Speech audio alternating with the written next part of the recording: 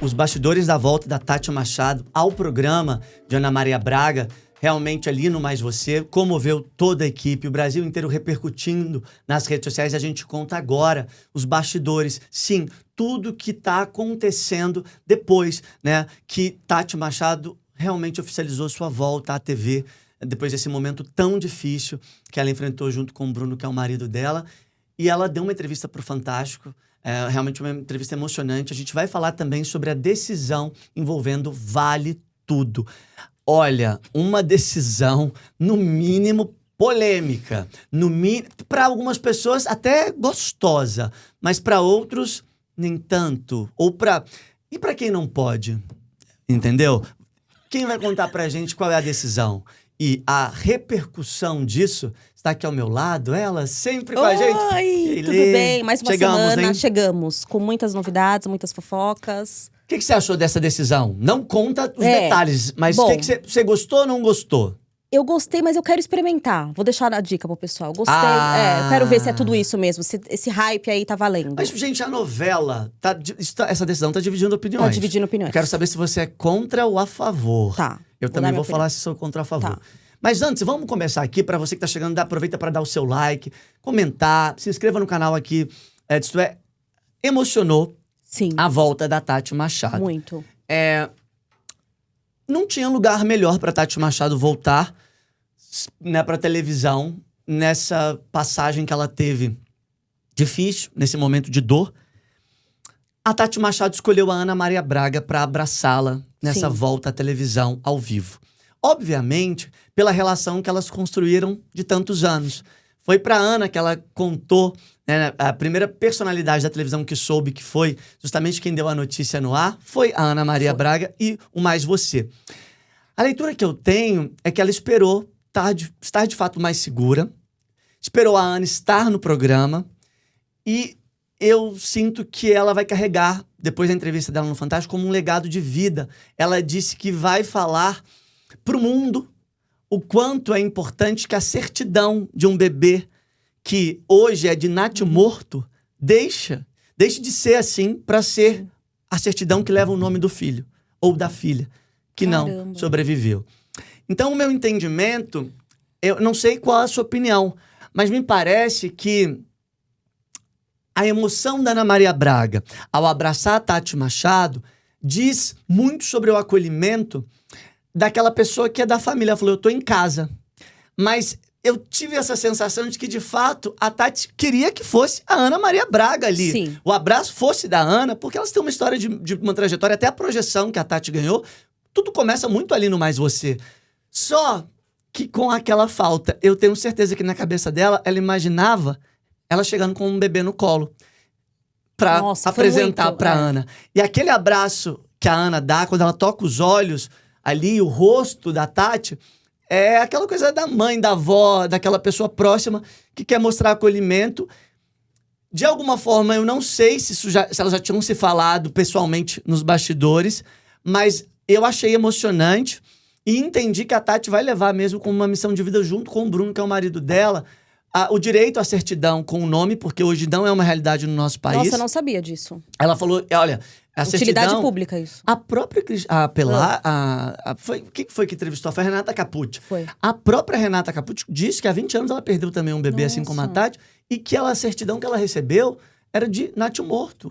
Então ela falou, não, meu filho nasceu, a Tati disse. Por que não levar o nome do meu filho na certidão? Sim. Né? Então, ela vai encarar como causa. Ela falou sobre o encontro dela com a Leste ter sido extremamente necessário, porque as duas entendiam essa dor. Passaram pela mesma coisa. A gente não pode nem imaginar a seriedade de tudo isso.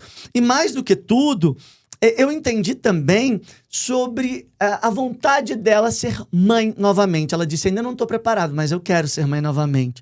E eu achei muito forte, muito emocionante, que ela disse que teve medo de morrer, porque ela, quando recebeu a informação, ficou com esse medo. Mas muito profundo quando ela disse, eu escolhi viver. Nossa, forte, né? Um depoimento muito... Eu acho que isso que você falou da Ana Maria, que a Ana esteve ausente, o reality show dela de gastronomia, né? E Tava gravando? Tava gravando. E eu acho que é isso mesmo que, lógico, a Ana deve ter mandado mensagem, ou até elas devem ter se visto antes. Mas eu acho que essa coisa, tem gente que do trabalho vira família. Eu acho que esse acolhimento da Ana, maternal, o vínculo que elas tiveram, né? Eu acho que isso foi muito bacana. E a própria Globo ter dado esse espaço pra ela, volta quando você estiver bem, psicologicamente, esse luto vai ser eterno. Mas eu acho que transpareceu, passou da tela, E essa as pessoas emoção. falam, ela falou na entrevista um negócio que eu achei interessante. Esquecer. Não, ela falou, não quero esquecer. Não, imagina. Eu quero Isso aí lembrar. é lógico. Ele existiu. É pra sempre, É, né? muito forte, né? E ela vai ter filho, certeza, mas mais pra frente, quando ela estiver bem psicologicamente. E o trabalho ajuda, eu acho que nessa hora Sim, voltar às atividades, vai com ocupar a mente, certeza. mostrar essa alegria que ela falou que continua tendo. Agora existe um outro lado, mas a alegria vai sobressair. Então, que a Tati viva os bastidores, assim, eu sei que tem muito acolhimento. Os comentários são os melhores possíveis em relação a essa volta e uma torcida gigante para que ela realmente, ela e o Bruno fiquem bem e ela consiga realmente realizar esse sonho no momento certo. Exatamente. Né? Vamos falar então agora da decisão de Vale Tudo. Eu quero entender o que tá acontecendo. Eu não tô entendendo mais nada e você tem uma informação aí. Então vamos lá! Você viu que esse final de semana passada, um dos assuntos mais comentados Teve um assunto muito comentado. Teve um assunto muito comentado. Tá. Passou na sua timeline? Que de todo mundo... Assuntos? Eu vi uma influenciadora muito brava com os assuntos do momento. Teve um assunto que irritou ela. Eu não sei se é o mesmo. Decisão polêmica, olha isso. Decisão polêmica em Vale Tudo e a Letícia vai contar pra gente o porquê e o que tá acontecendo com a novela da Globo. Por que tá gerando esse burburinho? Rolou nas redes sociais, viralizou o morango do amor. Você já tinha ouvido isso? Eu já tinha ouvido maçã do amor. Mas morango do amor, eu nunca... vi, o crocantezinho em cima do morango. Exatamente, é um bombom, assim, morango do amor. Tem gente até trolando, botando ovo, a pessoa vai comer Viralizou, ovo cru. Tem doceiras aí ganhando milhões, assim, já, tipo, faturando milhões, porque ficou hypado nas redes sociais. Tá. E a novela Vale Tudo... Mas o que a novela tem a ver com isso? Que aborda vários temas. Eles já falaram sobre, vamos listar, burnout. Burnout. O pessoal fala que às vezes é muito superficial a Cê abordagem. acha? Dizem que a novela tá muito TikTok. A Manuela Dias, de vez em quando, eu acho que falta aprofundar. Bebê Reborn, por exemplo. Eu acho que a Manuela Dias, uma opinião, ela tá indo muito pro caminho do caldeirão do Hulk, que pega temas das redes sociais. Você já percebeu? Do Caldeirão ou do Domingão? Do Domingão. Ah, então você acha que a estratégia... Você acha que Exato. Ela pega essa coisa que tá ali viralizando, que é uma utilidade pública. O Luciano faz muito isso no Domingão. De levar esses assuntos que estão realmente na mídia pra trazer pro... Mas assim, o pessoal tá falando que tá muito superficial. Então ela falou sobre o quê? Vamos lá, ó. Burnout. Falou de burnout, o pessoal acha que ficou um pouco superficial. Pensão mas alimentícia. foi importante, ajudou bastante na informação. Muitos cadastros foram realizados. Legal. Bebê Reborn, que também, assim como o Morango do Amor, viralizou. Não sei, ela tava em alta, mas acho que a abordagem não foi tão legal. Até falou de tráfico de bebê reborn. Eu não gostei, não. Acho que a internet também não gostou, não. Foi alguma coisa também ligada aos animais? Alguma coisa... Essa parte eu não acompanhei. Deixa eu ver se teve mais mas o Morango algum. do Amor, o que vai interferir, assim? E aí a internet começou a falar, será que Vale Tudo vai abordar Mas esse quem que tema? vai comer o Morango do Amor de quem, gente? E a Manuela Dias, que é autora do remake, escreveu: vocês estão doidos pra eu botar Morango do Amor na novela, né? Risada. Então acho que ela deixou mas no é ar. o perfil dela mesmo, não é fake isso, não? Não, é o Instagram dela. Gente, Manuela Dias, autora. Mas ela tá querendo, não é pra aproveitar só o hype, não? Será que... Não, eu acho que ela vai colocar sim. A Thaís Araújo, que faz ali da cozinha, acho que vai ter todo um... O Ivan vai comer o Morango do Amor. Eu acho que vai. Será que a Odete vai comer o morango? A Odete vai comer o morango. Odete, imagina. Quem tem que comer o morango de quem? Eu queria ver a Odete comendo o Morango do Amor, juro. Ia ser épico, assim. Ela falando, que coisa mais isso? de baixa renda. É. Vamos ver se pode, Nossa. na Europa, se eles souberem que a gente faz isso. Exatamente. E que quebra o dente, suja e fica... Eu adoro maçã Vai do ser amor. incrível. Aquele negócio, maçã do amor eu gosto. Agora, morango do amor... Eu não comi. Ninguém Você comeu? te ofereceu? Não, eu não comi. Eu vou O que atrás. vocês acham, eu gente? vou atrás Coloca hoje. aí Eu nos quero experimentar. comentários Só, sobre essa história a imagem, do morango do amor peraí, e a novela explorar o morango do amor. Eu não sei se... Gente, Olha, o mundo tá bonito virado mesmo. né? Não sei se dá pra ver, mas bonito esse daí é. deve ser dos caros. Será? Olha Quanto que lindo, custa o brilhoso. morango do amor, gente? Deixa eu pesquisar Coloca aí aqui. o preço que vocês compraram, quem comprou e coloca aí, me fala quanto. Então eu acho legal da novela colocar, porque mostra que tá indo ali junto com as redes sociais. Porque as redes sociais que mobiliza tudo, que comenta a novela, enfim. Eu acho que é muito bacana. Tá certo. Valor. Agora deixa eu perguntar um negócio, o que tá acontecendo? Eu vou querer uma opinião da Letícia e quero a opinião de vocês também. Olha só. Carlinhos Maia e Lucas Guimarães terminaram, Virgínia e Zé Felipe também recentemente terminaram. Ih, a bruxa tá solta. E tem um negócio aí em comum com o Belo e com a Graciane. Por quê? Gente, eles terminaram numa vibe assim. Terminamos, mas nos damos bem. Como a gente continua se seguindo, continua sendo amigo. Ah, a Graciane até fez festa pra sogra, gente. Festa de aniversário, o Belo tava lá. Ah, a namorada dele não tava lá. Mas tudo bem também. Não precisa Parece que ela vai pra fazenda, né? estão dizendo que ela vai pra... Eu não sei se tá na hora dela ir pra fazenda, não, Belo. Eu não sei, não tem bom pra Graciane. A moça já vai lá pra fazenda. Mas o que você acha dessa história de não terminou e tá amigo? É uma certa maturidade. Eu acho que é maturidade demais, cara. Mas e na hora que a pessoa começa, por exemplo, o Belo já tá com outra pessoa. E aí você vai encontrar, vai manter a relação, mas não fica meio desconfortável?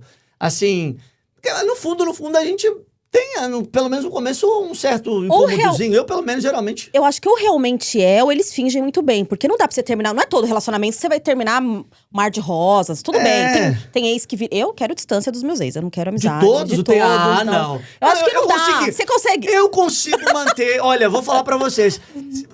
Ainda vai existir aquela pessoa que fala, não vou seguir mais, não quero ver a cara, não. Mas é uma distância, muitas vezes, pelo menos no começo, uma distância segura também. Sim. Depois é outra história, mas também ficar vendo, vai no aniversário, não ficar dá, seguindo, não.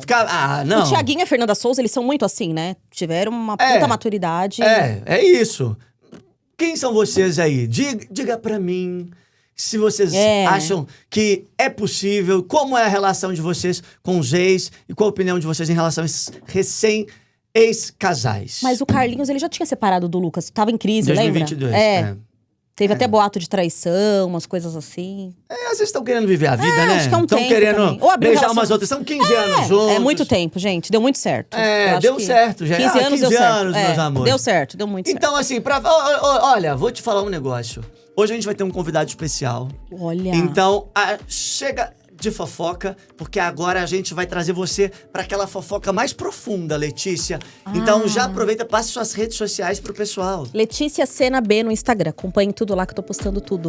E a gente segue com o nosso painel Isto É Gente agora para falar de jornalismo cultural como uma das referências do nosso país, quando o assunto é justamente esse segmento. A gente também vai falar de audiovisual, novas mídias, tecnologia, como o entretenimento, de fato, tem sido impactado, né, por essa mudança de comportamento de nós, humanos, a chegada da inteligência artificial. E olha, o que não falta é assunto por aqui. É com muita alegria que a gente recebe ele, que tem olha esse currículo, gente. Ele foi finalista do Prêmio Jabuti pelo livro Poder Suave. Ele tem 6 livros. Eu, inclusive, estou com um aqui, pertinho de mim. Ele... Hoje está atuando numa agência de comunicação, dá palestras por todo o Brasil, cursos, treinamentos, prepara profissionais de comunicação e também é professor de cinema na Faculdade de Belas Artes. Tem um currículo, olha, eu vou falar para vocês o seguinte, que eu conheci já em alguns artigos, etc., mas eu também me lembrei de vezes que li. Ele já escreveu para CUT, para Bravo, teve passagem por veículos importantes e é muito bom a gente ter a alegria de receber aqui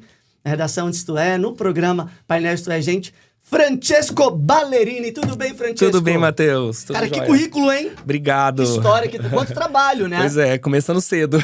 Pois é, começou jovem. Me conta um negócio. Como que surgiu o jornalismo cultural na sua vida, essa paixão pela arte? Cara, eu vim pra capital pra fazer jornalismo. Foi o primeiro nasceu onde? Eu sou de Lorena, no interior de São Paulo. Vim fazer jornalismo, a primeira pessoa da família. E aí, jornalismo não é aquela coisa, né? Medicina, nem direito, nem... Então, não é uma profissão que os pais ficam super empolgados que os filhos façam, né? E aí, eu sempre quis fazer jornalismo econômico. Falei, pelo menos parecia sério. Até que eu percebi que eu não sabia fazer conta direito, que eu sou péssimo, mas que eu tinha uma alta sensibilidade pra arte. Então, eu tava numa multinacional farmacêutica, trabalhando aquela coisa no ano do 11 de setembro. Foi bem legal pra mim, assim, uma experiência muito forte. Uma multinacional farmacêutica. E me chamaram no Grupo Estado pra ser estagiário de cobrir TV. Tá, mas já sabe que você tava trabalhando com o que lá? Só pra eu entender. Na Novartis, na multinacional farmacêutica, eu era do departamento de comunicação. Você já tava ali na comunicação. Eu era estagiário e tal, e aí foi uma experiência muito legal, porque eu estava lá no 11 de setembro, então fiz a parte dos comunicados todos em inglês e tal. Mas aí me chamaram pra uma entrevista.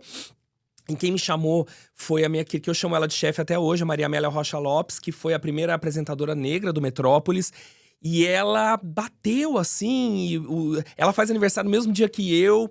E ela falou, olha… Que dia é, por sinal? 21 de fevereiro. Tá. E aí, ela falou, olha, eu amei você, só que aqui você vai ganhar salário de estagiário em jornal e tal, é muito menos do que lá você topa. E aí foi uma das decisões mais difíceis da minha vida, mas eu topei.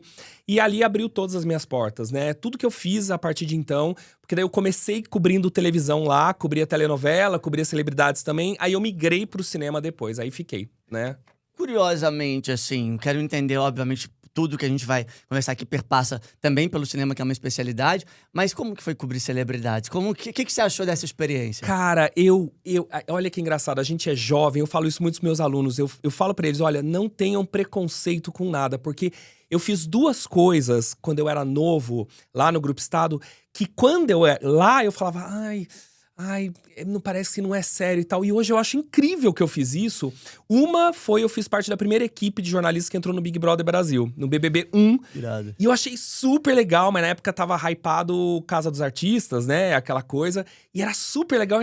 E a outra, eu cobria as novelas da Globo. Então eu ia no Projac, nas festas, e cobria celebridades lá, nos cenários. Era muito legal. Então, é uma coisa, né? A TV. É que a TV, na minha época, nos anos 2000, ela tem uma imagem diferente de hoje, né? A nova geração, ela vê a TV de uma maneira mais. É um entretenimento, sem preconceitos, assim. Acho que a TV reinava como mídia de consumo e de força, e, de alguma forma, era onde estava o maior glamour ali, não era? Exato, exatamente. Mas era visto também como uma coisa muito fútil. E não é. A TV é um mosaico muito, muito rico, muito cheio de diferenças, né? Então, a TV Globo, que tem um Big Brother, ela também tem um Hoje é Dia de Maria, que tem um Gabriela, né? Fantástico. Então, é muito diverso. E é feito, e é um trabalho muito árduo fazer. Mas Big Brother, na sua opinião, Big Brother é fútil? Ele é fútil, não é, né? Porque a gente aprende muita coisa lá também, né? As relações humanas, as coisas intrincadas. A gente vê um pouco do Brasil. Mas onde é o fútil? Eu acho que, não sei, o fútil talvez seja a parte da fofoca, sei lá. Eu acho muito a coisa da manipulação, mas que ao mesmo tempo mostra o lado humano também, né? O comportamento humano, talvez essa coisa do efeito manada e torcida, também é um pouco triste no sentido de talvez não ser tão agregador para as pessoas que estão fazendo. Exatamente. Também eu acho que algumas reações do público perante ao que é feito lá, de julgamento, como se as pessoas não tivessem, as pessoas não tivessem vidraça, né? Teto de vidro e tal. Exato. Né? E é interessante, porque a natureza do Big Brother chega uma hora que você esquece que você tá sendo filmado, né? Que você tá sendo gravado. Então você começa a agir naturalmente, é normal, depois de um tempo, né? Então a gente começa a ver realmente quem são as pessoas lá. E outra, né? A questão da cultura do cancelamento também, poxa, né? Enfim. Vamos falar muito sobre reality, novela. Pra quem tá acompanhando aí, vale tudo. Tem novela nova chegando.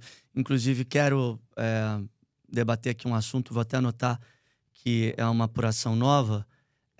Quero saber a opinião, Francisco. Vamos começar falando sobre uma questão dessa transformação que o mundo passa como um todo, mas o entretenimento digital, ele vem ocupando de alguma forma hoje um protagonismo, um lugar que até pouco tempo ele não tinha, né? Foi uma construção, a gente foi acompanhando, talvez de pertinho, a gente é de uma geração que viu isso nascer e cada vez mais ganhar frutos. O que eu quero entender parece que tudo hoje na internet é muito descartável. Parece que a notícia, de fato, ela vai durar alguns minutos, algumas horas no máximo. Por que essa sensação de ser tudo tão efêmero? Eu acho que isso tá muito nessa natureza que eu acho que o impacto maior que o entretenimento digital deu é essa facilidade incrível que se tem para ver, descartar e nem terminar de ver, né? Eu vou dar um exemplo para você. Eu trabalho com cinema, eu amo cinema e a minha filha é aficionada por vídeos de YouTube, TikTok. E você cria o hábito de você... Ela assiste, chega a assistir 12, 15 segundos e já descarta. Aí eu falo, filha, não dá tempo nem de você ver se é bom ou não. E aí, eu falei, vamos assistir junto. Eu me lembro que era a versão do Peter Jackson, se eu não me engano, da Netflix. Agora me fugiu, que é a melhor versão, nem da Disney fez um filme tão bom assim. Era um clássico do entretenimento, só que tinha 2 horas e meia de duração. Deu 10 minutos, ela pegou o celular, começou a ver vídeo. Mas não tá acabando, pai. Não, tem 2 horas. Essa geração não tem mais paciência pra para ver produtos longos e é necessário tempo para construção de personagem, para você se adensar, se envolver. E eu acho que esse é o maior impacto que teve o entretenimento digital. Por outro lado, a facilidade com que o entretenimento digital hoje nos dá pra gente criar as nossas próprias referências. Você pensa que uma geração antes de mim, pra ser crítico de cinema, imagina, por exemplo, eu tô incumbido de fazer a nova crítica do filme do Woody Allen. Cara, o Woody Allen tem décadas de carreira. Eu não vou fazer uma crítica de um novo filme sem ter visto outra. Imagina antes do digital, como era difícil você construir as suas próprias referências, você encontrar essas obras, etc. Porque nem todo mundo tá em cidades grandes como São Paulo que tem uma cinemateca para poder consultar. Hoje é super fácil, né, ter referência, mas referência é informação. E transformar esse conhecimento, essa é a outra diferença, né? Eu acho que esse pulo da informação para gerar conhecimento, que eu acho que é a coisa que tá mais delicada hoje em dia, né? Para essa geração que não tem paciência de assistir coisas longas, né? Como um filme, por exemplo. Eu não sei se você chegou a estudar em algum momento, passou nas suas pesquisas, a questão do comportamento em relação ao tamanho da tela. Se não é também o celular, por ser uma tela menor, mais desconfortável para assistir conteúdos longos do que uma tela maior como da TV. Você já leu alguma coisa mais embasada? Porque eu nunca li, mas você estava me falando sobre o comportamento da sua filha, eu trouxe para minha realidade. Quando eu estou consumindo conteúdos curtos, celular, mas conteúdos mais densos, mais longos, eu tenho mais conforto em telas maiores. Sim, exatamente. E aí, outra, né? E esse consumo do entretenimento digital em telas menores também tem um outro impacto. Quanto de um trabalho muito bem feito, muito bem produzido, por exemplo, de direção de fotografia, que uma tela menor não vai mostrar. Né? Então, você tem que ver numa tela grande. Você imagina, é inadmissível, por exemplo, você assistir um filme do Bertolucci, que tinha o Vittorio Storaro como um dos grandes diretores de fotografia, que, aliás, foi o diretor de fotografia desse último filme do Woody Allen, numa tela pequena, é um desperdício de talento, né? Mas então a gente pode considerar o termo descartável, ele cabe ou não é bem descartável? Teria um outro termo? O que a gente pode dizer desse conteúdo digital de agora com base nessas referências? Eu acho que assim, é muito descartável, é muito rápido. O impacto que um produto de entretenimento faz, ele tá durando cada vez menos, né? Isso é preocupante até para os grandes produtores, porque você imagina, um filme, uma série, você leva anos para construir e de repente aquilo estoura e já não se tá falando mais disso. Se compromete até o orçamento, porque você sabe que vai ter uma vida útil bem menor, automaticamente você acaba tendo que fazer uma projeção de receita infinitamente menor. Exato. E outra, até hoje, ninguém consegue prever uma coisa que vai estourar, que vai viralizar. Não, se alguém falar assim, isso eu garanto. Não, não existe isso, né? Então, você fica cada vez mais dependente de alguma coisa estourar, né? E não é assim que funciona, não tem como prever, né? Você é a favor de continuidade de filmes? Eu acho que isso tem acontecido agora. Eu fiquei sabendo até recentemente, eu não sabia que o Diabo Veste Prada tá voltando, né? Então, eu tô super na expectativa, porque eu sou fã de Diabo Veste Prada, é um dos poucos... Assim, eu vou te falar que eu sou um cara que não é apaixonado por muitos filmes, mas por esse sim. Eu gosto, adoro. E eu tô numa expectativa absurda. Só que depois que eu vi o remake de Pantanal funcionar e o de Vale Tudo flopar, tô falando agora comparando filme com a novela, eu olhei e falei, opa, peraí, continuidades, remakes, são coisas perigosas. Quando você tem afeto, porque Pantanal, por exemplo, eu sempre tive uma relação de afeto com a novela, com o original do Benedito, e funcionou. Então sempre eu comparo obras que eu tenho afeto pra saber se eu desejo ou não. Por exemplo, vou pegar aqui Por Amor. Eu adoro a novela Por Amor, mas eu acho que não tem como fazer um remake. Eu já falei aqui. Tem alguma coisa que você gosta, mas que você não torce pra que não tenha uma nova temporada, uma continuidade? Olha, eu amei a Globo ter feito um remake de Gabriela. Acho que ficou espetacular, com a Ivete Sangalo, com a Juliana Paz. Ficou incrível, o elenco era maravilhoso. Mas, por exemplo, eu não assisti até agora. E não é remake, na verdade, né? É uma série que tá falando sobre o assunto e tal, que é essa série do Chaves, né? Nova. Sim, do Chespirito.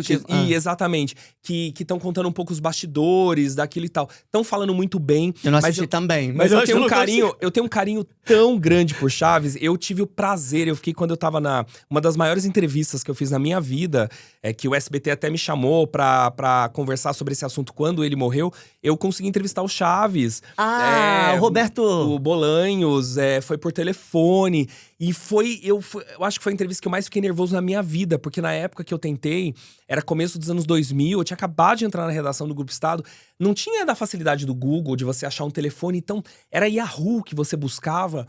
E foi um tormento chegar na Cidade do México, encontrar a pessoa certa, até que um dia eu recebo um e-mail da secretária falando: ele vai topar fazer a entrevista pra você.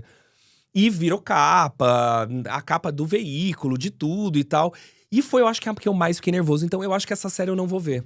Porque eu não consigo ver Chaves que não seja o Chaves. Eu também não. E o SBT voltou a exibir em TV aberta. Tô achando maravilhoso. Quando der, eu sempre acompanho. E é curioso como acesso a um lugar tão gostoso quando eu assisto Chaves. E eu acho que é um produto que sempre foi muito subestimado, né? Porque se você pensa, se você analisar realmente, o roteiro é muito bom. É sensacional. A moral do que ele fala da questão do pobre, do rico, é muito bom, né? E atual, né? Passa ano, sai ano. Cara, infelizmente a sociedade ainda não evoluiu pra falar que ficou ultrapassado. Exato. Não, ficou. E veja, o humor tá super em crise, né? Nos últimos anos, você vê, tem piadas hoje que não são inadmissíveis, mas o Chaves é um dos poucos que são é quase nada ali que seria cancelado hoje, né? Ele ainda consegue ter piadas que são aceitas hoje no século XXI, né? Então, olha... Com algumas ressalvas, mas são poucas, né? Se você pensar. Cara, interessante. Agora, vamos lá. Aqui tem muita coisa pra gente falar, mas eu queria muito entender como que você enxerga hoje as plataformas de streaming. Como que isso está acontecendo no sentido não só de identidade cultural, quando a gente fala do Brasil, mas eu acho que até falando de mundo, mas há um novo processo de construção. A gente está vivendo uma nova fase. Como que você avalia isso? Olha, sinceramente, Matheus, pra mim, a conta não fecha em plataforma de streaming ainda. Eu tenho um canal que eu dou dica dos melhores filmes e tal, e eu tenho todas as plataformas de streaming, eu faço uma seleção. E por mais rigorosa que seja a minha seleção de tentar escolher as melhores séries, os melhores filmes, a quantidade de produção hoje que é feita é muito grande. Mas a conta não fecha. Quem tá pagando a conta? Né? Quem tá pagando a conta não dá. E aí você não sabe a resposta também, não? Não Eu também não sei. Eu juro sei, que eu me pergunto. Não. E aí a gente junta com aquilo que a gente tava falando antes, que é assim, como é descartado tudo muito rápido, como que você dá tempo de monetizar isso, de você gerar lucro, né? Então, pra mim, a conta não fecha. E aí, você vê situações como, por exemplo, decisões de plataformas de streaming como a Max, que recentemente, não tão recentemente, começou a encurtar a janela entre cinema e o streaming. Isso é um tiro no pé, porque se você vai começar a criar o hábito do consumidor, sei lá, bom, daqui 1 mês e meio isso vai estar na plataforma, eu nem vou gastar dinheiro com cinema, que não é barato no Brasil, e em quase nenhum lugar do mundo. Então eu vou esperar. Isso tá acontecendo cada vez mais. Pô, e além tem outro perigo também, né? Porque eu vejo muito nessa nova geração uma ausência de culpa de você consumir o que é da plataforma de streaming em plataformas de streaming ilegais, né? Então, inclusive pessoas que estudam audiovisual falam, gente, e eu dou bronca, quando é aluno meu de audiovisual, eu dou bronca. Eu falei, gente, vocês vão ser produtores audiovisuais. Vocês não podem incentivar isso, né? Então, a conta não fecha. E uma fiscalização que eu já questionei assim, algumas vezes, o quanto é branda, sabe? Pra, de fato, conter. Porque, assim, com a tecnologia, a inteligência artificial, o sistema tinha que ser mais rigoroso pra, de fato, proibir e conseguir penalizar, de fato, quem não tá respeitando. Exato. Sabe? É caríssimo fazer audiovisual. Veja, eu, por exemplo, de vez em quando eu coloco meu nome no Google, eu vejo link de PDF pra baixar gratuitamente, eu mando pra minha editora pra tirar, porque é um trabalho de anos pra você publicar um livro, sabe? Então, é um trabalho intelectual. Imagina audiovisual que envolve uma equipe gigantesca.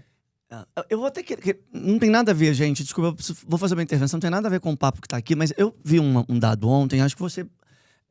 imagina, né? Mais da metade das bibliotecas... Aliás, mais da metade das escolas brasileiras não tem biblioteca. Eu vi esse dado ontem no Jornal Globo. Você tem 6 livros escritos, sabe a importância do livro, da produção audiovisual. Cara, é assustador ter esse dado em mãos. Como que a pessoa vai estudar e não vai ter uma referência ali de pegar um livro, de poder aprofundar no conhecimento e mais. A gente sabe que a relação das pessoas com a leitura começa muito na infância. Né? É muito importante. É assustador a gente saber que isso é uma realidade ainda, né? E quando tem, as bibliotecas estão vazias, né? E eu acho interessante, por exemplo, que... É porque também tem esse hábito, né? Eu ouço também, de novo, muito de aluno. Professor, a gente pega muita coisa que tá na internet e tal. Só que até Isso já tem estudos científicos no mundo inteiro que mostram que o processo de cognição entre a leitura que você faz numa tela e a leitura que se faz num livro impresso é totalmente diferente. E você sabe que existe uma teoria que diz, inclusive... Que bom que tem pesquisa. Eu vou até ler, porque pesquisa. eu sou do impresso. Eu amo digital, mas eu só leio, meus livros são impressos. É uma forma de desconectar também, de não ficar refém da tela, né? Que cansa mais. Cansa, e por que cansa? Porque existe uma teoria que diz que o olho humano foi acostumado durante centenas, ou acho que até milhares de anos, eu não sei há quanto tempo de cabeça, não sei quanto que tem a escrita, em que nós lemos algo em que a luz bate no objeto e a gente lê. Quando a gente está com o celular, é o contrário. Algo que a gente está lendo está reemitindo a luz. Então, o olho não está acostumado a isso. Perfeito. Para mim, quando, por exemplo, eu faço os meus livros, eu escrevo os roteiros dos episódios do meu canal, tudo eu coloco no papel. Uso folha de rascunho e tal, compro o livro original. Porque eu aprendo muito mais dessa forma, né? Mas esse hábito tá difícil nas novas gerações, né? Tá muito difícil. E assim, a gente tem um movimento que eu até queria saber a sua opinião. Bem, eu até acho que é bem válido, mas eu não sei se você acompanha esse movimento, que é o BookToker, que é o movimento, né? O incentivo de ler através do TikTok. O BookToker, influenciadores que falam de leitura, ajudou no aumento de leitores pelo país, mas a gente sabe que ainda bem distante do que é o mínimo desejável. Qual que é a sua percepção em relação a essa força? Que eu achei que um dos pontos altos da chegada da tecnologia com esses efeitos de vídeos virais, vídeos mais curtos, contribuiu de forma positiva. Eu acho, eu concordo. E eu me lembro do que você tá falando, eu me lembro do que aconteceu, acho que o ano passado, que eu não lembro de cabeça o nome dela, mas uma moça viralizou o Machado de Assis nos Estados Unidos. Cara, que incrível, que bom, né? Uma pena que levou mais de um século pra isso acontecer, porque pra mim o Machado de Assis, não fosse ele brasileiro, negro, se ele fosse um cara de um país de língua hispânica e tal, ele seria o maior escritor do mundo, junto com Shakespeare, ele é genial. Mas que bom que aconteceu agora, Sim. E foi graças ao TikTok, né? Então... eu participei de uma ação do TikTok. Curiosamente, eu tô falando isso, e pra quem tá assistindo vai parecer uma crítica. Não, gente, eu sou o cara que consome e que ama. E quem mudou a minha vida profissional foi o TikTok. Eu agradeço primeiro a Deus, depois ao TikTok. Porque o TikTok foi importante, porque eu tava numa virada de carreira, num momento, num limbo, assim, profissional. Eu tava... Cara, eu vou ser bem sincero, assim, sabe quando eu tava ferrado, lascado, eu tinha pedido pra sair de um trabalho que eu não tava feliz, eu não dava mais conta de emocionalmente continuar ali, por conta mesmo da atividade, não eram pelas pessoas, era pelo contexto do que a pauta pedia, do que eu como jornalista tinha que fazer, de apurar, que era mais jornalismo policial, que eu não me via mais fazendo aquilo. E aí, foi o TikTok que me deu a oportunidade de migrar para o entretenimento, de ter visualização, de viralizar, fazer daquilo uma receita, de ter a oportunidade de ser conhecido pelo país afora, e crescer nas minhas outras redes, e começar a melhorar de vida.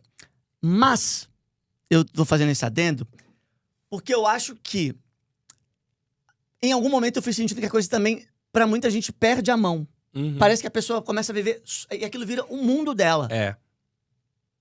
Isso me assusta um pouco. Me assusta muito, muito. Essas pessoas que... Eu conheço pessoas que, de repente, desaparecem das redes sociais, e pessoas próximas, pessoas não... E que aquilo, a pessoa vive aquele mundo. E eu acho, Matheus, que assim, isso é muito perigoso, inclusive, para quem faz jornalismo. Porque se você pensar, o entretenimento é um braço do jornalismo também, né? E assim, eu sempre falo isso pros meus alunos de jornalismo, as entrevistas, os maiores aprendizados que eu tive na minha vida como jornalista foram entrevistas presenciais. Então você já teve um movimento com a internet de você jogar os jornalistas cada vez mais dentro de redação, porque tudo você pode fazer lá, por e-mail, por WhatsApp e tal. Com as redes sociais, com pessoas produzindo para redes sociais, parece que tudo pode ser feito. Conhecer a pessoa pessoalmente, entrevistar a pessoa, é sensacional, um aprendizado enorme. E isso é perigoso. Isso eu tô falando de entretenimento. Imagina se isso acontece com polícia, com cidade, com economia, a pessoa não vê o mundo real, né? Então... é complicado. Vamos falar, a gente tá falando de digital, a gente também pode passar ali pelo cinema, pela televisão, mas vamos falar de arte como um todo e de produção de conteúdo? Uma curiosidade, eu acho que a sua opinião sempre vale muito, mas aqui vai ser interessante entender. Qual personalidade, qual famoso, na sua opinião, melhor conseguiu construir uma imagem interessante, uma imagem pública bem pensada e estratégica, e o público não percebeu que a pessoa estava fazendo isso e aconteceu? Eu não sei se o público não percebeu tanto, mas o peso, ela é um dos focos desse livro, que é a minha tese de doutorado. Eu acho que a pessoa que soube melhor desenhar uma estratégia de carreira no Brasil hoje foi a Anitta. Porque ela entendeu a regra do jogo. Ela tem um capítulo do meu livro que eu dedico a ela, que eu explico, eu faço uma comparação do jogo que ela faz com o da Dua Lipa, que são pessoas da mesma idade, tem um comparativo científico. Uau, aí. Eu quero... Caramba, eu já tava querendo ler, ó. Essa aqui é a... Como que as pessoas podem... Tá em todas as plataformas, na Amazon, tem também nas redes sociais. Tá, então, mas me conta então, vai, o que acontece aí? E assim, ela soube melhor porque ela entendeu que ela tinha duas fragilidades. Tá. Primeiro, o fato dela ser brasileira e falar uma língua que é uma língua que não tem grande relevância internacional, que é o português. Segundo, que por estar aqui nesse espaço que é o Brasil, ela não tá no mainstream como a Europa e os Estados Unidos, é onde circula o dinheiro, por exemplo, de moda, etc. Que é onde, na comparação que eu faço com o livro, é onde a Dua Lipa deslancha. Porque ela tá lá no Reino Unido. Então, ela ganhou muito poder cultural com alianças com marcas muito fortes e que estão circulando lá. A Anitta percebeu isso muito cedo e ela começou a trabalhar muito cedo e com muita eficiência, diga-se de passagem, por exemplo, a habilidade dela de falar os idiomas mais relevantes lá fora. Primeiro o espanhol e depois o inglês. E aprendeu muito bem. E ela fala muito bem. E aí, ela também percebeu também que ela precisava ter players do lado dela lá do eixo principal, que é os Estados Unidos. E ela conseguiu isso. E aí, se você faz um comparativo, a quantidade de... E a terceira coisa, ela sabia que ela tinha que produzir muito mais do que a concorrência lá fora. Do que esses artistas que estão no eixo da Europa e dos Estados Unidos. Por quê?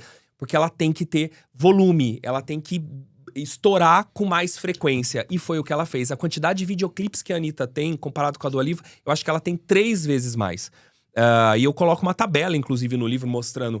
E nos últimos anos, cada vez mais ela produz em espanhol, em inglês, e ela leva com isso, ela é uma das que popularizou com muita força o funk e o trap lá fora também, né? Então isso deve-se muito a ela.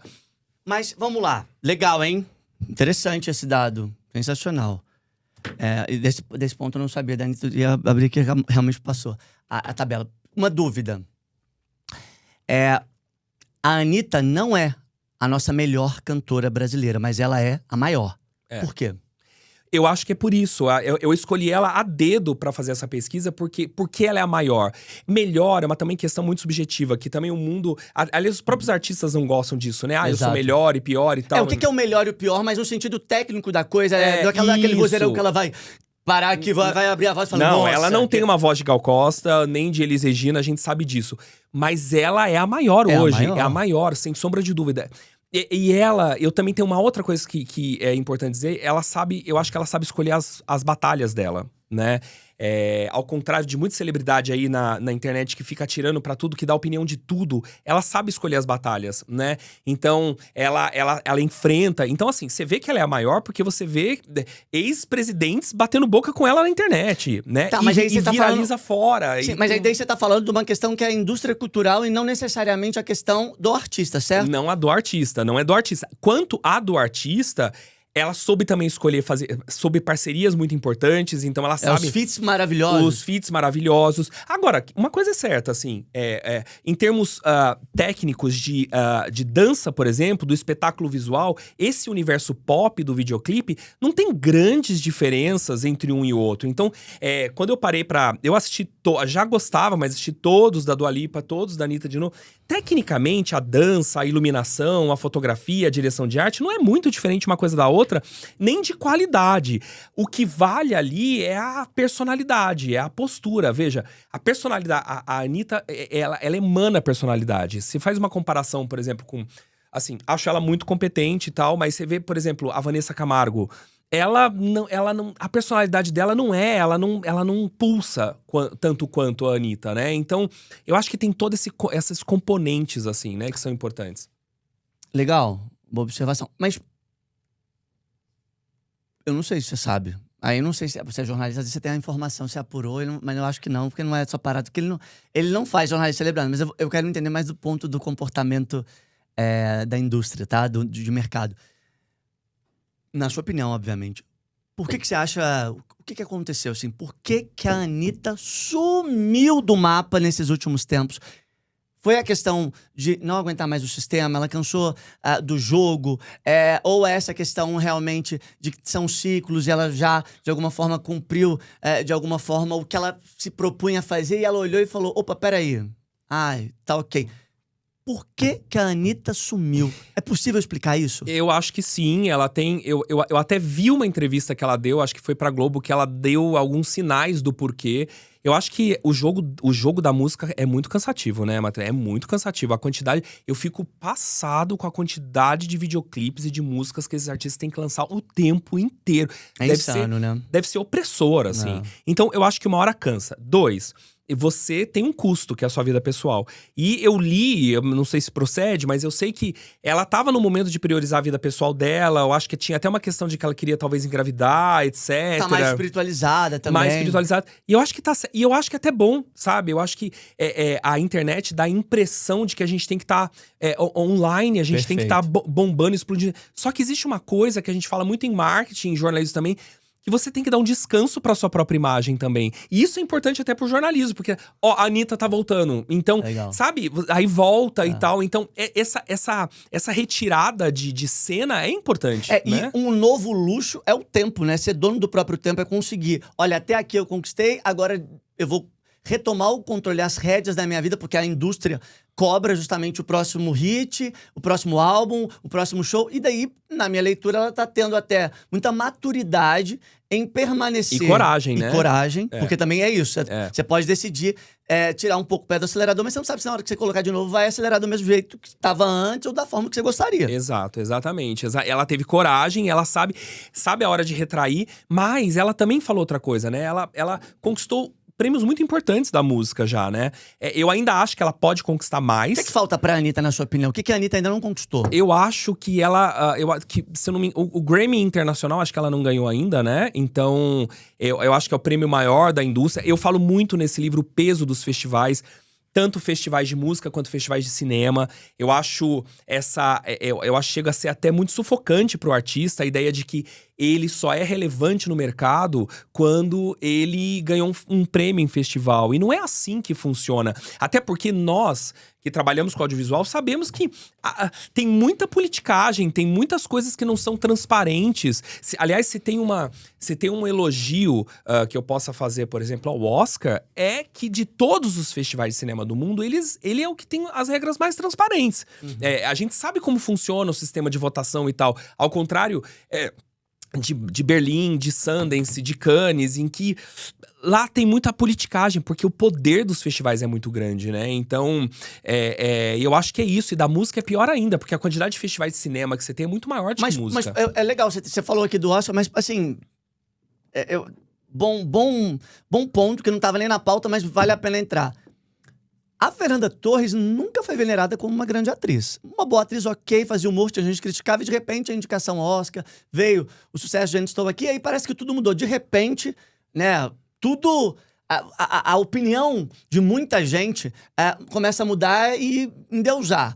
É uma síndrome de que a nossa precisa vir um grande prêmio, a gente não pode valorizar antes dessa pessoa ganhar um reconhecimento. É meio ingrato com a vida da gente. Quando eles trazem pra gente, é assim, nossa, parece que se eu não provar pra alguém, eu tiver um selo, um nome naquela área que você trabalha, do que você faz, não vão olhar pra mim do mesmo jeito. Exato. É aquela coisa que parece ainda um pouquinho, sabe, Matheus, a coisa do síndrome do vira-lata ainda, sabe? Né? Aquela coisa do tipo assim, olha, agora a academia do Oscar, ela aplaudiu o trabalho da Fernanda Torres, porque daí veio o Globo de Ouro. Agora sim, caraca, como ela é uma grande atriz e ela não era antes. Na verdade, ela fez trabalhos maravilhosos de entregas, quando ela trabalhou com o Arnaldo Jabor, e de entregas corporais, que são talvez até maiores, assim, sabe? Envolvendo cenas muito fortes de nu, de sexo e tal. E agora, de repente, então é uma construção, né? E mais, ela conseguiu ainda fazer trabalhos densos como esses e também fazer humor, que eu acho que é um negócio assim, cara, fazer humor é difícil e tem um preconceito absurdo. Eu acho que é o gênero mais difícil, né? E os normais era simplesmente genial. Genial, ela era maravilhosa. Tapas e beijos também, acho que foi uma prova dali que eu já mais madura. Então, assim, eu sempre olhei pra Fernanda com um olhar de muita admiração, mas eu fiquei um pouco assustado do como parece que algumas pessoas se renderam simplesmente porque teve essa questão envolvendo o Oscar. E uma outra coisa, assim, que, Matheus, que me incomoda, assim, tipo, você vê, assim, teve, o carnaval desse ano foi uma torcida organizada, né, a favor porque o Oscar foi no carnaval, no domingo de carnaval, foi uma torcida organizada no país inteiro, bloco de carnaval mostrando, etc. Mas aí passou, e aí? Qual que é o outro filme brasileiro que você tá assistindo? O país não pode ficar refém de um filme só, né? Então, eu chego, às vezes eu pergunto pros meus alunos assim, quantos filmes brasileiros vocês acham que são lançados por ano? Especialmente em turmas de jornalismo cultural e tal. 12, 15... Não, gente. 120, 140 por ano. Com selo Dancini lá e tal, registrados, né? Por ano. Então, aí todo mundo fica espantado. Não, a gente não produz. Produz. Então, assim, quanto a gente assiste, a gente consome. Então, é pra gente... essa questão da gente não ficar refém, né? De uma obra só, que é maravilhoso o nosso Oscar. Que bom que a gente ganhou, tinha concorrentes muito fortes nesse ano. Mas o Brasil não é feito de um filme só. Se a gente perguntasse qual celebridade você acha que qual celebridade você acha que entendeu certinho o jogo do entretenimento? Jogar bem o jogo? Olha, a gente já falou da Anitta, mas eu acho que uma celebridade mundial que entendeu muito bem o jogo é aquele que é considerado pelo David Letterman, que todo mundo conhece, o maior astro de cinema do mundo, que todo mundo acha que ele ia falar de um americano, que também tá na minha tese de doutorado, que é o Shah Rukh Khan. O Shah Rukh Khan é a maior estrela de cinema da Índia, dessa indústria indiana que é Bollywood.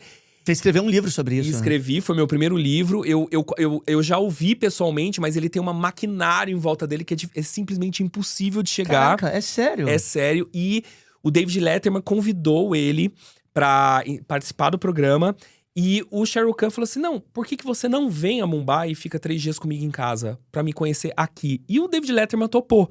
Todo mundo sabe, David Letterman é uma unanimidade de entrevistas do entretenimento. Ele foi. E essa entrevista virou um programa na Netflix, né? My Next Guest with David Letterman. E ao final do último episódio, ele fala, eu quero dizer que a maior celebridade de cinema do mundo é este cara. Caraca. E ele entendeu muito a regra do jogo porque ele sabe usar as redes sociais, né? A favor dele. Então, só pra dar um exemplo, que eu cito muito no Poder Cultural, o Shah Rukh Khan, ele é notívago. Então, ele funciona bem de noite. E um dia... Ele é uma estrela tão grande na Índia que um dia ele saiu da janela da casa dele pra respirar e tinha alguns fãs. E ele deu um tchau. Deste dia em diante, até hoje, isso faz mais de 10 anos, a CT de Mumbai, que eu não sei como chama lá, fechou as ruas todas adjacentes porque uma multidão passa todas as noites na frente da casa dele, esperando ele aparecer pra dar uma boa noite. Mas ele não tem esse compromisso não, né? Não tem, mas aparece muitas vezes. Vocês peguem no YouTube pra vocês verem. Ele abre e dá tchau, assim, é uma multidão. E ele é carismático, e ele tem um poder cultural, eu falo muito disso, porque ele se casou com a esposa dele é hindu e ele é de origem muçulmana. Então, atribui-se a ele lá na Índia até esse apaziguamento desses conflitos religiosos culturais entre hindus e muçulmanos. Uau. É muito importante. Então, ele soube expor. Isso é influência de verdade, né? Boa influência. Isso é poder. Isso é poder. Cultural. É poder cultural. É assim, ele é embaixador de várias causas na Índia, do UNICEF, de combate à AIDS na Índia. Então, assim, isso é realmente poder. É mobilizar com a imagem, com o trabalho e tal. E te digo mais, Matheus, assim... Nem acho ele um grande ator, né? Mas ele é uma figura tão carismática, esse astro que a gente tá falando, que isso passa por cima, assim. Sensacional.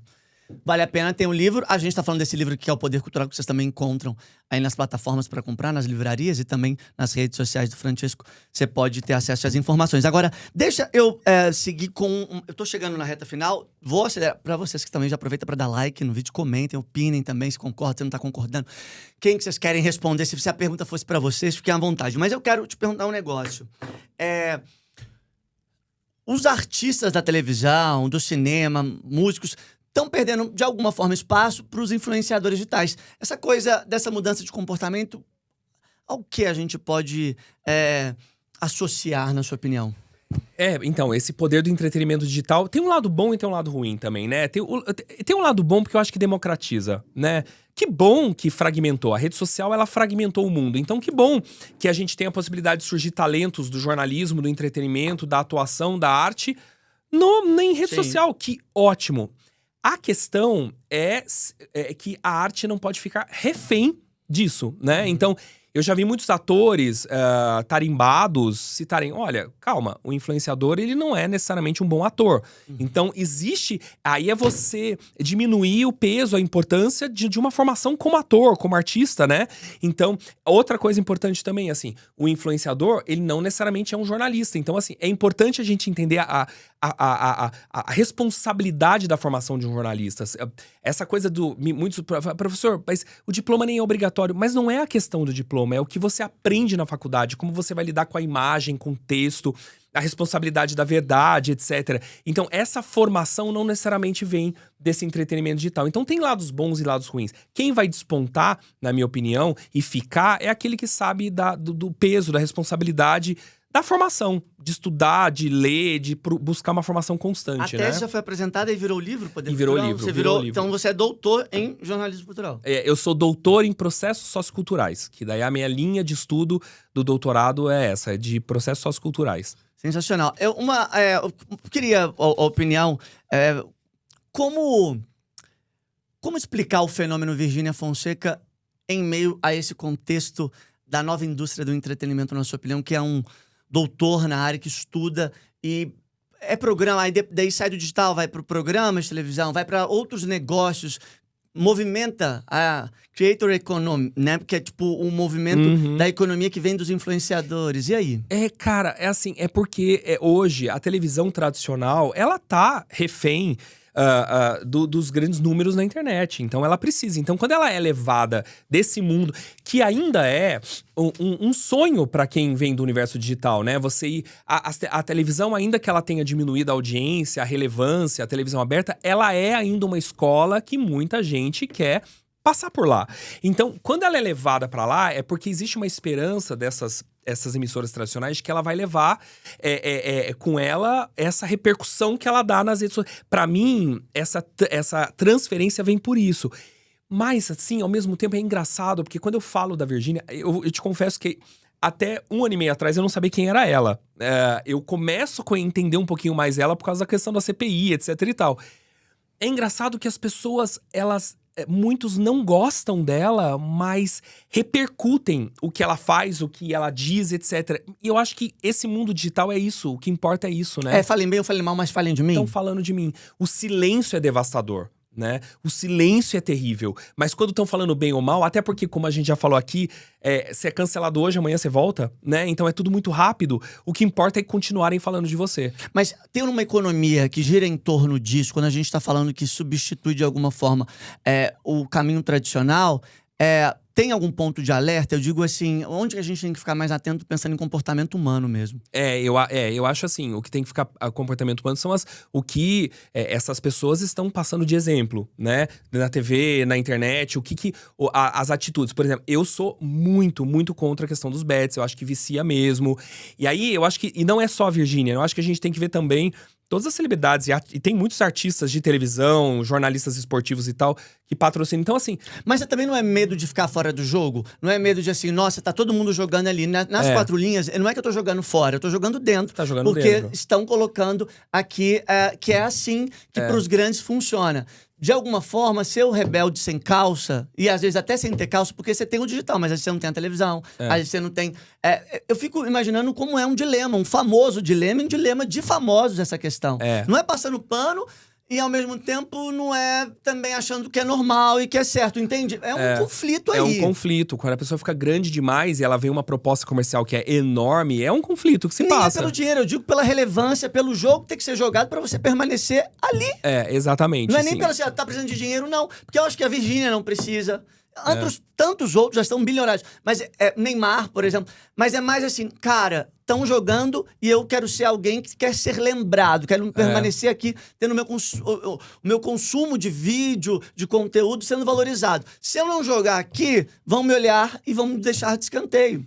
É o que eu penso, tá? Eu acho que também tem uma pressão muito grande, porque essas pessoas não trabalham sozinhas, né? Ela tem uma equipe enorme atrás. Então, existe uma pressão que é feito sobre elas, assim. Então, essas decisões, às vezes, muito polêmicas. Só que, assim, tem um outro lado, né, Matheus? Uma hora eles vão ser lembrados também por isso que eles fizeram, né?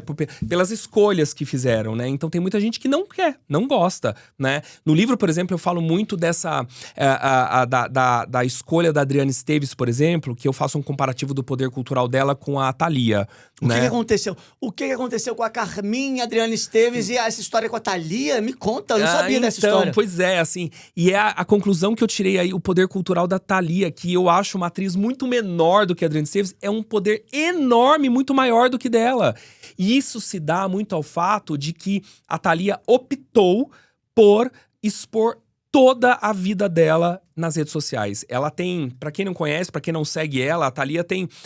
ela posta vídeos quase diários dela fazendo bobagens na casa dela, lavando uma louça, e falando de todos os assuntos de religião e política e tal. E ela virou um monstro, assim. Mas se você analisar a carreira dela, a Thalia fez entre 7 e 8 novelas e parece que ela fez sempre o mesmo personagem. A coitadinha pobre que casa com o homem rico e tal. Quando você olha pra Adriana Esteves, ela é um monumento de atuação no Brasil, né? Ela fez trabalhos, não só a Carminha, mas trabalhos cômicos, Toma Lá da Cá, etc. O Cravo e a Rosa, maravilhosa. Enorme. Só que ela tomou uma decisão, junto com o marido dela, de que ela não tem nenhuma rede social. Ela não tem, ela não quer, ela não faz. E ela sabe. Um dia ela deu uma entrevista falando assim, se eu despontasse hoje como atriz, eu não iria chegar onde eu cheguei. Porque eu sei que hoje as redes sociais são fundamentais. A minha sorte é que eu virei atriz antes das redes sociais. E ela tomou uma decisão que deve dar muito mais paz, muito mais tranquilidade com ela, mas que hoje é uma decisão, e aí eu me lembro, a gente tá falando da Virgínia, muito difícil. Como você não tem rede social hoje? E ao mesmo tempo um luxo que ela se permitiu, porque hoje ela pode. Ela falou, nessa altura do campeonato aqui, eu posso falar não. Lá atrás eu não poderia, se eu tivesse necessidade, porque realmente esse controle do tempo e da intimidade ser preservada, hoje se tornou um novo luxo para qualquer celebridade. Qualquer celebridade, exatamente, qualquer. Perfeito. Essa história não... Eu vou ter que ler muito esse livro, tem muita coisa boa aqui que eu tô curioso. Eu já imaginava que era bom, mas eu não li ainda. Pra fechar, eu queria muito entender chegada da inteligência artificial no universo digital, mas também no entretenimento. A gente está falando de futuro da TV aberta, quero entender sobre produções do cinema e também sobre até programas de televisão e do próprio telejornalismo, da produção do que a gente fala, até da própria informação.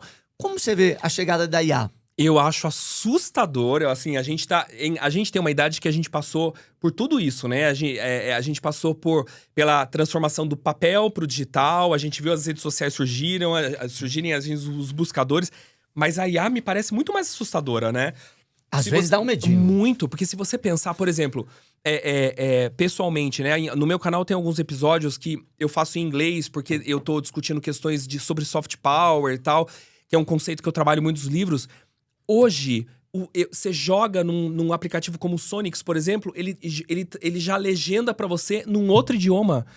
Aí você pensa assim, e esses profissionais de legendagem, E aí você vê depois vem mais edição, que fica mais automatizada, colorização, e aí o mais assustador, dublagem, roteiro, que a inteligência artificial tá fazendo também. Caraca! Então, isso vai remodelar todas as profissões no audiovisual, né? Então, e o jornalismo, notícias que são feitas todas por IA, né? Aí eu fico... E no entretenimento, livros, romances que são escritos por IA. E se você um dia se deparar com um produto desse, que ninguém te falar que foi feito só por máquina, e for muito bom? Né? Isso é assustador. O fenômeno Marisa Maio, por exemplo, recente, que virou uma apresentadora venerada, vista por milhões de pessoas. De repente, muita gente falou, eu não sabia que era uma inteligência artificial. no primeiro momento, eu achei que era realmente uma tia ali, uma mulher simpática, divertida, engraçada, e que fechou até patrocínio com uma rede varejista. Exato. E aí você pensa assim, tá, tudo bem. Trabalhos técnicos, a gente até fala, tudo bem, até porque trabalhos braçais. Mas e quando entra na criatividade humana? E quando a IA, ela tá começando a questionar o quanto relevante é a criatividade para a arte, né? Isso é muito assustador. Eu acho que ninguém tem a resposta disso ainda, mas eu acho que a resposta vai vir daqui muito rápido, né? Ela vai começar em breve. Do jeito que a coisa tá indo, né? É. Vamos fazer um ping-pong rápido pra fechar? Vamos. Bora lá, então. Ó, vou falar e você responde, pode ser? Pode. Ping-pong com ele. Olha, eu vou repetir porque o currículo dele é maravilhoso, hein? Jornalista, doutorando com especialização em audiovisual e jornalismo cultural, Francesco Ballerini. Vamos lá com ping-pong. Um famoso que entende perfeitamente o jogo da fama. Sem dúvida, Anitta, como a gente comentou. Um comportamento que você vê no show business te dá preguiça. Opinar sobre tudo, que eu acho que é o que a Luana Piovani não deveria fazer. Uma celebridade que já foi subestimada e hoje domina o cenário. Maeve Jenkins, uma atriz de cinema espetacular que finalmente chegou pra TV e merece todos os aplausos. No Brasil tem alguém? A Maeve Jenkins é a atriz de cinema e que agora Aqui, tá fazendo novela. Tá bombando? Eu não conheci. Ela tá agora se eu não me engano. Eu achei que ela era gringa. Não, Como chama? Maeve Jenkins. Olha só, então ela vai. Mas ela fez o quê? Ela fez TV aberta? Agora ela tá em novela, se eu não me engano. Ela tá fazendo alguma novela. Olha, juro, eu vou dar o Google, viu, gente? Não é desmerecendo o trabalho dela, mas é porque eu não conhecia. Conheço. Um cancelamento que foi exagerado. Acho exagerado o cancelamento do Arthur Nori. Ele, de ter rido lá daquela piada, que eu não lembro nem se era racista ou homofóbico. Ele pediu desculpa diversas vezes. Eu acho que todo mundo tem telhado de vidro, pediu desculpa, se arrependeu, não precisa cancelar. Cancelamento é uma coisa que já tá batidinho, tá? Tem que cancelar o cancelamento, eu acho. Tá. Também acho. Uma crítica que você fez e se arrependeu depois. Eu era muito crítico à atuação de telenovela, achava que era de uma qualidade inferior, até que entender que, na verdade, a atuação de telenovela é melodrama e tem que ser assim mesmo, por questões técnicas e tal. Então, eu acho que hoje é maravilhoso a atuação de telenovela. O Brasil é o melhor lugar pra fazer novela? É o melhor lugar de novela. Ainda é? Ainda é. E o México? Sim, mas eu acho que acima do México, hoje em dia, tem a Turquia e a Coreia do Sul. Gosta de alguma novela da Turquia? Assistiu alguma coisa? Não consigo. Novela é uma coisa tão grande que dá mais trabalho que casamento. Eu queria ter tempo pra isso, então não dá. Uma entrevista ao bastidor que você nunca esqueceu? Melhor entrevista de bastidor que eu já fiz foi com a Susan Sarandon, que ganhou o Oscar. Era ano de eleição do Obama com o McCain. E aí o PR dela saiu da sala, a gente começou só a falar de política e ela detonou o Partido Republicano. Foi uma entrevista maravilhosa. Foi publicado essa detonada dela? Foi. Ela, foi uma coisa assim que ela falou sabendo? Falou do tipo, se esse velho ganhar, nós estamos... Ah, tá. Um reality show que revela mais sobre a sociedade do que a gente gostaria de admitir. Sem sombra de dúvida, o Big Brother, que muita gente subestima, mas eu acho que o Big Brother realmente mostra o melhor e o pior do ser humano e do brasileiro. Qual é mais fácil, na sua opinião, e mais difícil entre esses realities de confinamento? A Fazenda, BBB, o que você acha? Eu acho que o BBB, pela audiência gigantesca, e agora misturando celebridade com famosa e tal, e essa onda do politicamente correto também, que a gente entende é importante, eu acho que o peso é muito maior. Tendência de entretenimento que você tá torcendo ou torceu pra passar logo, não deu conta? Felizmente o NPC do TikTok acabou, espero que tenha acabado e nunca mais volte, que é a única coisa de entretenimento que eu fiquei deprimido com a minha própria espécie. Ai, foi péssimo essa fase, graças a Deus passou. Uma que veio pra ficar, uma tendência de entretenimento que veio pra ficar e você aplaudiu e falou, ai, tomara que permaneça. Eu adoro aquela hora que eu quero desopilar a cabeça depois de dar aula, ver aquelas pequenos vídeos no TikTok, no Instagram de cenas de programas humorísticos passados e eles recortam muito bem, você mata a saudade de sai de baixo, de tapas e beijos e tal, adoro isso, tem que ficar. Essa coisa de ser fácil o acesso e a relação com a nostalgia é gostosa, uma delícia, é uma delícia. Uma celebridade que daria uma ótima tese de mestrado, na sua opinião? Eu acho que é o que tem. O Sheryl Khan, a gente já citou aqui, ele é a maior. A gente tem uma dificuldade por ser do Ocidente em dizer que alguém é maior do mundo que não seja do Ocidente, mas de fato, se vocês conhecerem o trabalho desse cara da Índia. No Brasil tem alguém que você acha que renderia uma ótima tese? De doutorado? Eu acho que no Brasil o Antônio Fagundes é um cara que vale muito. Como ele fez essa migração da novela pro teatro, que realmente é de aplaudir. O que o público não entendeu sobre fama? Fama não é sucesso. Fama, ainda mais com as redes sociais, vem e vai muito rápido. Sucesso é a construção, é uma construção sólida que mantém a fama. É bem diferente. Marbito, quem vive aí da cultura pop? O que as pessoas acham de cultura pop que tem essa imagem de que é tudo luxo, glamour e que todo mundo é rico, e não é. Cultura pop dá muito trabalho de cobrir, dá muito trabalho de estar inteirado, e é uma velocidade constante, assim, que você tem que estar atualizado. Você é crítico, você tem aquele olhar apurado, tem repertório, mas o que você assiste de entretenimento que você fala assim, ai, culpa zero, tô aqui, tô assistindo sem julgamentos, tô relax? Eu culpa zero e defendo. Eu assisto de vez em quando eu descubro que horário que o SBT coloca, né? O Chaves. Eu adoro, me lembra a minha infância dos anos 80. Eu entrevistei ele, fico feliz de lembrar. E, assim, Chaves é melhor que Friends? Ai, eu não sei se é melhor ou pior. Comparar? Não dá, eu acho, pra comparar. Mas eu acho que os dois são bons mesmo, são realmente Tão lado a muito lado, bons. não é? Assim, um negócio no mundo, assim, vai. Ai, gente, é que eu sou mais Chaves, mas eu pegando um fenômeno cultural e pensando em força de cativar pessoas e se a gente não fosse tão refém da cultura norte-americana, a gente colocaria… acho que muita gente colocaria Chaves à altura de Friends, sim. Legal, aqui, pra fechar, hein? Um talento que você acha que ainda não recebeu o devido valor no Brasil, que você acha que merece ganhar uma grande oportunidade ou mais oportunidade? Eu acho que um ator que tá despontando hoje em dia no mercado é o Alan Souza Lima. Ele é o protagonista do Cangaço Novo, que é uma série espetacular da Prime, que é aquela coisa do entretenimento do Nordeste, que tem uma força enorme.